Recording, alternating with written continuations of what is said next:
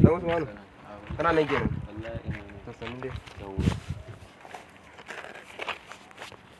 Ya ake ciki ne a garin ne. Kai dai kawai ka bari wallahi. Rai na ɓace ki ka ganin nan. Ya aka yi menene ya faru ne? Tun da safe ban ci abinci ba. Iyalai na suna can gida babu abinci.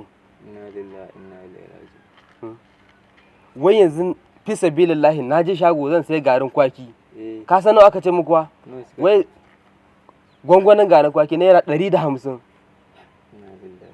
Wai ina zuwa tukunan ka manta mulkin gudunan nawa muke sayan garin kwaki? Naira 20 ne fa muke sayan gwangwani ɗaya fa. A mulkin Buhari ma nawa muke siya? Naira 50 fa. Wallahi. Amma wai ka ji wai na je sayan garin kwaki. Wai gwangwani ɗaya naira 150. Tuma mutum ma yayi haƙurin ma ya kasa zuwa ƙarshe. Wannan wani irin rayuwa ne haka dan Allah dan Annabi. Kai dai kawai ka bari. Duniya nan ma ta zo ƙarshe ni a gani na ma kawai kenan. Haba yanzu haka na bar wacce baiwa Allah komai babban mata ba gashi nan na fita ni ma ba komai a hannuna. Ina ganin kawai wannan waya zuwa zan kawai na sai da ita na ba su kawai a samu na makari a gida wallahi. Inna lillahi. Saboda na yi karkab aiki ma tun shekarar jiya. Subhanaka Allahumma wa bihamdika ashhadu an la ilaha illa Allah.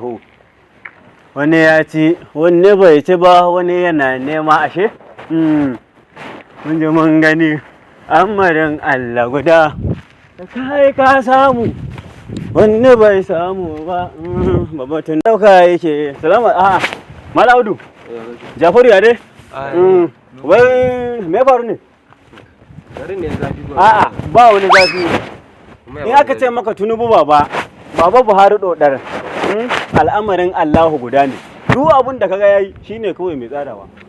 Ku ne wai ka fito a gida ka zauna kana ta cin ka bai dauka ba. Ka kama Allah guda daya.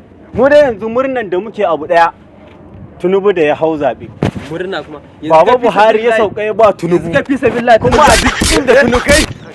Ina zuwa. Subhanaka Allahumma wa bihamdika.